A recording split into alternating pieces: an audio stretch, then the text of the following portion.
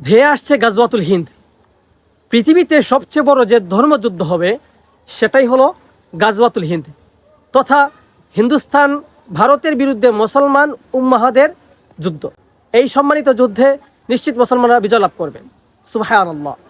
কিন্তু এই সম্মানিত যুদ্ধে 1/3 মুসলমান শাহাদাত বরণ করবেন এবং শেষাংশ যুদ্ধ শেষ করে বিজয় লাভ করবেন, সুবহানাল্লাহ।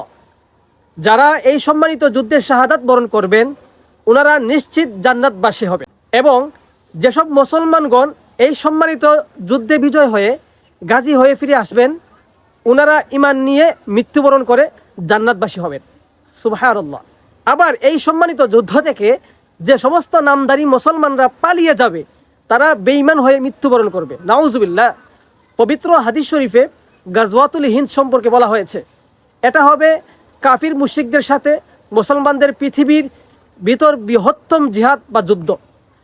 এই যুদ্ধে হিন্দুস্তানের মোট মুসলমানদের 1/3 শহীদ হবে, আরেক অংশ পালিয়ে যাবে আর আরেক অংশ জিহাদ চালিয়ে যাবে। মুসলমানদের নিশ্চিত জয় হবে, কিন্তু এটা এতটা ভয়াবহ হবে যে হয়তো অল্প কিছু সংখ্যক মুসলিমই বেঁচে থাকবেন। অন্য বর্ণনায় আছে গাজওয়াতুল হিন্দ হিন্দুস্তানের চূড়ান্ত যুদ্ধ। রাসূল সাল্লাল্লাহু আলাইহি ওয়াসাল্লাম একদিন পূর্ব দিকে তাকিয়ে বড় বড় নিঃশ্বাস নিচ্ছিলেন। এমন সময় এক সাহাবী রাসূল সাল্লাল্লাহু আলাইহি ওয়াসাল্লামকে জিজ্ঞেস করলেন, ইয়া রাসূলুল্লাহ সাল্লাল্লাহু আলাইহি ওয়াসাল্লাম, আপনি এমন করছেন কেন? রাসূল সাল্লাল্লাহু আলাইহি ওয়াসাল্লাম বললেন, আমি পূর্ব দিকে বিজয়ের গন্ধ পাচ্ছি।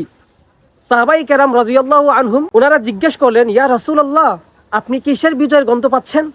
রাসূলুল্লাহ সাল্লাল্লাহু আলাইহি ওয়াসাল্লাম বললেন, পূর্ব দিকে মুসলিম এবং মুশরিকদের সাথে যুদ্ধ হবে। যুদ্ধটা হবে অসম। মুসলিম সেনাবাহিনী থাকবে সংখ্যায় সীমিত, কিন্তু মুশরিক সেনাবাহিনী থাকবে সংখ্যায় অধিক। ওই যুদ্ধে মুসলিমরা এত বেশি মারা যাবে যে রক্তে মুসলমানদের পায়ের টাকনু পর্যন্ত ডুবে যাবে। ওই যুদ্ধে মুসলিমরা 3 ভাগে বিভক্ত হবে। এক ভাগ বিশাল মুশরিক বাহিনী দেখে ভয়ে পালিয়ে যাবে, তারাই হলো জাহান্নামী। আর এক ভাগ সবাই যুদ্ধে শহীদ হবেন। শেষ ভাগ আল্লাহর উপর ভরসা করে যুদ্ধ চালিয়ে যাবেন এবং শেষ পর্যন্ত জয়লাভ করবেন।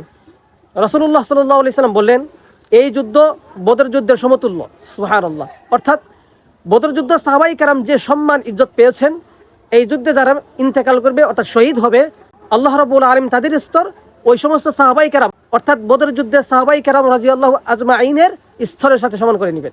এবং কি আমরা মুসলিম শরীফে আরেকটা হাদিস পেয়েছি, এই যুদ্ধে যারা অংশগ্রহণ করবে এবং এখানের মধ্যে শহীদ হবে, আল্লাহ রাব্বুল আলামিন ওই শহীদের মর্যাদা বদর যুদ্ধ থেকে 70 গুণ বেশি সওয়াব দিবেন, সুবহানাল্লাহ। আল্লাহ রাব্বুল আলামিন সকলকে কবুল করুক, আমিন।